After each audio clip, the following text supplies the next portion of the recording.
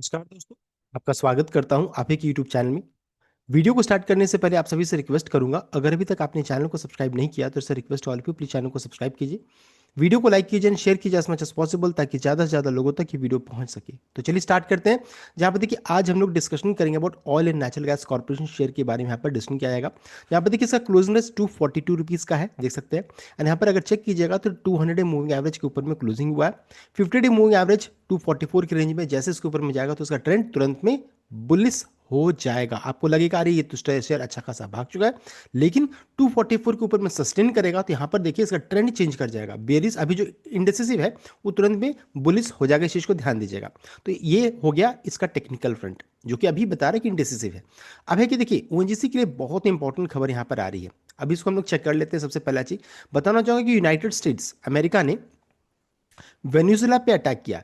इस पर इन्होंने अटैक किया एंड यहाँ पर जिनके प्रेसिडेंट हैं उनको उन्होंने देखिए यहाँ पर कैप्चर भी कर लिया उन्होंने। देख सकते US strike Venezuela and captures Maduro. Trump says we are going to run the country for now. अब वो इनका कहना है कि हम लोग इस कंट्री को अब रन भी करेंगे। तो यहाँ पर ये देखने को मिल रहा है कि अब वेनेजुएला जो रहता है इसके अधीन में आ जाएगा। किसके? यूएस के अधीन में आ जाएगा। अब वो उसको रन करेंगे। साथ साथ अगर वेनेजुएला का चेक करेंगे तो वेनेजुएला से लगभग 1% ऑयल प्रोडक्शन यहाँ पर देखने को मिलता है। 1% का पूरे वर्ल्ड का माना जाता है यहाँ पर। अगर चेक करेंगे देखिए वेनेजुएला का मैप यहाँ पर है। यहाँ पर अगर चेक करेंगे देखिए बहुत सारा नाम है, मैराकाबो, बेजो ग्रांडे, देख सकते हैं। यहाँ पर जो अगर चेक करेंगे रिफाइनरी इस तरीके से स्ट्रक्चर बनाया गया। टैंकर टर्मिनल का मेजर ऑयल फील्ड यहाँ पर देखिए ग्रीन में बताया जा रहा है। तो ये सब मेजर ऑयल फील्ड है यहाँ पर। तो नाम देखिए प्यूर्टो ला क्रूज, प्यूर्टो जोस, प्यूर्टो कैबेलो, प्यूर्टो मेरांडा, ये सब देखिए पूरे जितने हैं यहाँ पर सभी ऑयल फील्ड्स हैं। और यहाँ पर अगर चेक करेंगे तो ओएनजीसी का भी बहुत बड़ा यहाँ पर योगदान है। उसको हम लोग कैसे लोग आगे चेक करेंगे। तो यहाँ पर अगर चेक कीजिएगा तो देख सकते हैं ये पूरा इसका वेनेजुएला का यहाँ पर बताया जा रहा है ऑयल पाइपलाइन रिफाइनरी सब कुछ के बारे में। तो यानी 1% यहाँ से ऑयल यहाँ से प्रोडक्शन होता है। सो ट्रंप ने यहाँ पर अगर अब ये अपडेट आ रहा है कि ट्रंप यहाँ पर उसको इसका चार्ज लेंगे, इस कंट्री को अगर टेक ओवर कर रहे हैं। तो Trump announces US take over of Venezuela's oil sector. तो वेनेजुएला का ऑयल सेक्टर को कौन ले रहा है, टेक ओवर कर रहा है? तो देख सकते हैं यूएस टेक ओवर कर रहा है। एंड ये एक अच्छी खबर हो सकती है जी हमारे जो कंपनी है ओएनजीसी के लिए अच्छी खबर हो सकती है। सो क्या अच्छी खबर है, चलिए उसको जरा हम लोग उसको चेक कर लेंगे। साथ साथ एक और चीज बताना चाहूंगा कि although it account for less than 1% of global oil production. Venezuela माना जाता है कि मात्र 1% का ही ग्लोबल ऑयल प्रोडक्शन करती है, लेकिन वेनेजुएला के पास लार्जेस्ट ऑयल रिजर्व ग्लोबली यहाँ पर माना जाता है। Estimated to over 300 billion barrels और fifth of proven oil reserves all over the world. इस चीज को समझिए आप कि अभी मात्र 1% का ऑयल प्रोडक्शन है, लेकिन सबसे बड़ा लार्जेस्ट ऑयल रिजर्व यहाँ पर ही माना जाता है। अगर यहाँ पर यूएस टेक ओवर करता है तो उसको डायरेक्ट बेनिफिट, इसका जो डायरेक्ट बेनिफिशियरी रहता है ना, हमारी कंपनीज को यहाँ पर मिलने वाली है। एंड उसमें अगर चेक करेंगे तो ओएनजीसी का नाम सबसे पहले निकल कर आ रहा है। तो यहाँ पर अगर चेक करेंगे तो India was once a major processor of Venezuelan heavy crude importing more than 4 lakh barrels per day at peak level until sweeping US sanction and rising compliance risk forcibly shut down purchase in 2020। तो US ने sanction लगा दिया जिस कारण से 2020 से जो रहता है यहाँ पर सब कुछ जो रहता है रोक दिया गया। इससे पहले अगर 2020 से पहले चेक करते तो यहाँ पर इतना देखिए 4 लाख बैरल पर डे यहाँ पर इंपोर्ट करती थी। साथ साथ बताया जा रहा है कि इट्स फ्लैगशिप ओवरसीज प्रोड्यूसर। अब ओएनजीसी की जो जो ओएनजीसी की जो सब्सिडरी कंपनी मान सकते हैं, तो ओएनजीसी विदेश लिमिटेड जॉइंटली ऑपरेट करती थी the San Cristobal oil field in eastern Venezuela, but output has been severely curtailed as US restriction blocked access to critical technology equipment and services leaving commercially viable research effectively standard. तो जो भी commercially viable reserves थे जो रहता है उसको लोग use नहीं कर पाए, बिकॉज क्या हुआ, यूएस की तरफ से सैंक्शन लगा, रिस्ट्रिक्शन लगा, जिस कारण से जो ओएनजीसी की जो कंपनी है ओएनजीसी विदेश लिमिटेड जो रहता है वो ऑपरेट नहीं कर पाई फुल फ्लेज्ड वे में, एंड इस कारण से रोक लग गया यहाँ पर। वेनेजुएला हैज फेल्ड टू पे OVL oval US dollar 536 million. साथ ही साथ अगर चेक करेंगे तो ओएनजीसी को दूसरा झटका क्या लगा, एक तो है कि यहाँ पर काम नहीं कर पाई, दूसरा झटका लगा कि इन्हें जो पे आउट होना था डिविडेंड के रूप में यूएस डॉलर 536 मिलियन, वो इन्हें नहीं मिला in due on it's 40% stake in oil field up to 2014 and near equivalent amount for subsequent period for which Caracas has refused to permit audits, effectively freezing settlement of the claim। तो एक बहुत बड़ा amount dividend के रूप में जो इन्हें मिलना था वो इन्हें नहीं मिला। अब मान लीजिए यूएस टेक ओवर करता है तो सबका बेनिफिट अब धीरे धीरे इन्हें मिलने लगेगा। वन सैंक्शन आर ईक्स, जैसे ही सैंक्शन मान लीजिए हट जाता है ONGC Videsh Limited can move its rigs and other equipment from places such as its parents ONGC's oil field in Gujarat to San Cristobal to revive output that has plummeted to 5,000 to 10,000 barrel per day.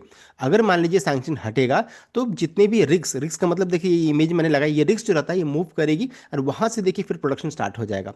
Official in most of the matter set, ये update आ रहा है। तो onshore field can produce 80,000 से 1 lakh BPD with more wells and better equipment, they said, adding that San Cristobal needs rigs similar to those operating in Gujarat and Oil and Natural Gas Corporation owns many such, और ONGC का बहुत सारे ऐसे rigs हैं। जब वो ये rigs वहाँ जाएंगी, ऑयल प्रोडक्शन अभी जो करंटली 5,000 से 10,000 बैरल का है बढ़कर के 80,000 से देखिए इतना हो जाएगा। तो देखिए ONGC को काफ़ी मदद मिलने वाला है, एक तो प्रोडक्शन को लेकर के, दूसरा डिविडेंड के रूप में यहाँ पर अच्छा खासा अमाउंट आने वाला है। साथ साथ अगर चेक करेंगे तो कल के दिन में ये स्टॉक ONGC काफी फोकस में रहेगी। सबसे पहला चीज है कि एक तो रिएक्शन चेक कीजिए कि क्रूड ऑयल के प्राइसेस का रिएक्शन कैसा है, ऊपर जा रहा है या नीचे जा रहा है। अगर मान लीजिए क्रूड ऑयल के प्राइसेस में तेजी बनी तो ONGC को कैसे भी बेनिफिट मिलने वाला है। अगर मान लीजिए ONGC क्रूड ऑयल के प्राइसेस में गिरावट होगी तो एक मौका बन सकता है, ये कहने का मतलब है।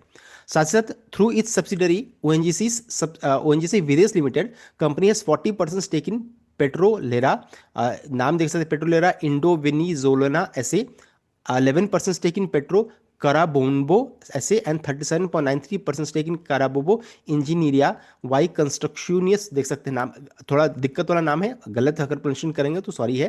तो यहाँ पर ये देखिए इन सभी में ONGC का स्टेक है, परसेंटेज यहाँ पर देखिए होल्ड करती है। तो किसी में 37.93 है, किसी में 40%, किसी में 11% है। तो देखिए अब जब ये सब सैंक्शन हटेगा, सब कुछ होगा तो ONGC को काफ़ी यहाँ पर बेनिफिट मिलने वाला है। साथ ही साथ it also has receivables and loans given to this project. Annual report states that the project in the country are ongoing despite the sanction and that adequate provision for impairment has been made where necessary. साथ साथ ये भी है कि कितना पैसा मिलेगा, तो US led takeover of Venezuela oil sector could benefit India by unlocking nearly $1 billion in long pending dues and reviving crude production from its operated field. Sanction easing after President Maduro's removal would allow ONGC Videsh to resume operation and recoup past investment, potentially restoring significant oil flow to Indian refineries यहाँ पर देखने को मिल सकता है। तो ये यहाँ पर एक अच्छी खबर देखने को मिल रही है, एक नहीं बहुत सारे यहाँ पर अच्छी खबर है। अगर चेक कीजिएगा तो सबसे पहला चीज जो है बहुत बड़ा पेंडिंग अमाउंट जो है डिविडेंड के रूप में वो रिलीज हो सकता है। दूसरा जो इन्होंने बहुत बड़ा इन्वेस्टमेंट जो किया है इस जगह पर वेनेजुएला में, वो फिर यहाँ पर देखिए जो इन्वेस्टमेंट ऑलरेडी हो चुका है उसमें से फिर बेनिफिट मिलने लगेगा, प्रोडक्शन बढ़ेगा। एंड तीसरा क्या है कि प्रोडक्शन जो रहता है यहाँ पर बढ़ेगा तो और भी देखिए और भी एक्सपेंशन प्लान पे भी जा सकती है। तो इतने सारे बेनिफिट ONGC को यहाँ पर मिल सकता है। अगर यहाँ पर US सैंक्शन हटाती है, टेक ओवर करती है, तो यहाँ पर बेनिफिट आ सकता है। ONGC का करंटली भाव चला 242 का, और हम लोगों को पता है कि 244 के ऊपर में जैसे जाएगा यहाँ पर ट्रेंड इसका चेंज कर जाएगा, तो इस चीज को ध्यान दीजिएगा। नेक्स्ट है ONGC का वैल्यूएशन को चेक करेंगे तो 8.29 है, देख सकते हैं। एंड इसका कितना है, इंडस्ट्री का 18.9 है, देख सकते हैं। यानी कि बहुत सस्ते वैल्यूएशन ट्रेड के, तो वैल्यूएशन कंसर्न यहाँ पर है ही नहीं, ये बताना चाहूंगा। हाँ, ब्रोकरेज थोड़ा सा यहाँ पर बेरी साइड में है। उन्होंने टारगेट देखिए 203 का रखा है, जो कि ऐसा नहीं लगता है कितना आसानी से अगर जाएगा तो ये एक मौका बन सकता है। मेरे अनुसार मैं आपको कोई बायर सेल की नहीं दे रहा हूँ, लेकिन हाँ मेरे अनुसार ये बन सकता है, बिकॉज एक लार्ज कैप स्टॉक है, सस्ते वैल्यूएशन में है, महारत्न कंपनी है। तो और साथ साथ अगर चेक करेंगे यहाँ पर प्रमोटर का स्टेक कितना था, 58.9% का है। एंड पब्लिक का स्टेक मात्र 3.87% का यहाँ पर देखने को मिल रहा है। तो पब्लिक का स्टेक बहुत कम यहाँ पर देखने को मिल रहा है। एंड अगर मान लीजिए क्रूड के प्राइसेस में तेजी बनी, जैसे सिल्वर एंड गोल्ड में बन रहा है अभी, वॉर अगर बढ़ा, सब कुछ ऐसा हुआ, तो क्रूड में अगर तेजी बनी तो ये एक मल्टी बैगर स्टॉक हो सकता है नियर टर्म में, जैसे वेदांता, हिंदुस्तान जिंक पे आप जैसा देख रहे हैं वैसा मूव पर आपको देखने को मिलता है। एंड अगर गिरावट हुई किसी कारणवश तो ये एक मौका बन सकता है। मैं यहाँ पर बाय एंड डिप की स्ट्रैटेजी से काम करने वाला हूँ। तो रीजंस मैंने आपको बता दिया क्या क्या बेनिफिट यहाँ पर होने वाला है। साथ ही साथ यहाँ पर डिविडेंड का भी ट्रिगर हमेशा रहता है। अगर चेक कीजिएगा तो नवंबर मंथ में 6 रुपये का डिविडेंड था, सितंबर मंथ में 1.25 रुपये, एंड फेब मंथ में देखिए, फेब मंथ में लास्ट ईयर 2025 में 5 रुपये का था। देन फेब मंथ में चेक कीजिएगा तो 2024 में 4 रुपीज़ का डिविडेंड है। यानी कि हर साल अगर चेक कीजिएगा तो कंपनी फरवरी मंथ में डिविडेंड ट्रांसफर करती है, देख सकते हैं। 2023 में भी चेक कीजिएगा तो यहाँ पर 4 रुपीज़ का डिविडेंड है, यानी कि आने वाले मंथ में एक डिविडेंड हम लोगों को मिल सकता है। तो डिविडेंड का ट्रिगर हमेशा यहाँ पर बरकरार रहता है, इस चीज़ को ध्यान दीजिएगा। तो यहाँ पर बहुत सारे देखिए अच्छी चीज़ें यहाँ पर है। एक तो है इस वॉर में एक अगर मान लीजिए गिरावट होगी तो यहाँ पर एक अच्छा मौका बन सकता है। दूसरा चीज़ है कि खुद ओएनजीसी को बहुत बड़ा डिविडेंड का यहाँ पर बेनिफिट मिल सकता है। तीसरा है इनका जो प्रोडक्शन है वो इंक्रीज कर सकता है। चौथा है यहाँ पर डिविडेंड का ट्रिगर है।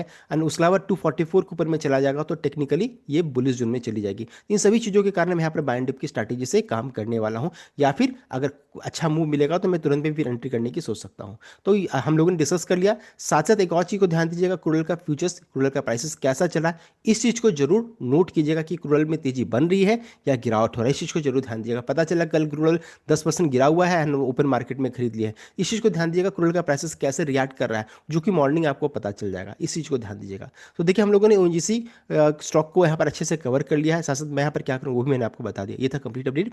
आई होप आपको लाइक किया, शेयर किएगा, चैनल को सब्सक्राइब कीजिएगा। Thank you.